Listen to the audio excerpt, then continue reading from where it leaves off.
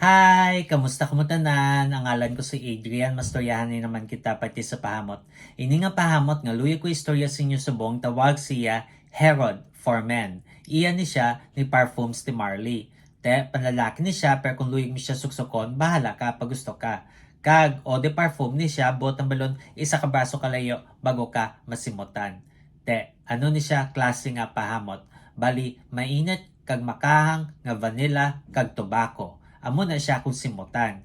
Angay siya sa matugnaw nga panahon. Ang temperatura nga para siya is between 50 to 70 degrees Fahrenheit o 10 to 21 degrees Celsius. Te, ano ang iyang mga nota? For the top, we have cinnamon kag pepperwood. Ang cinnamon, matamis kag mainit ka, may pagkapulbos kag makahang nga nota.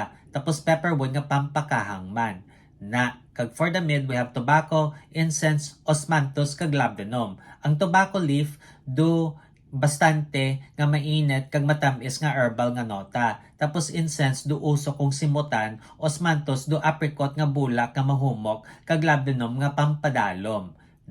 Kag for the base, we have vanilla, isoi super, cedar, musk, cypriol oil, kag vetiver. Ang vanilla, komportable nga nota. Isoi super, synthetic nga kahoy nga nota. Cedar, nga mahamot nga kahoy, mas nga gadakop sing hamot para hindi magtudutudo lapta. Cypriol oil nga may pagkaduta kag makahoy nga nota, kag vetiver kuskus do hilamon kung simutan.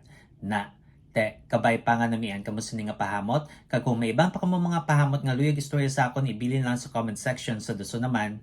Bye-bye!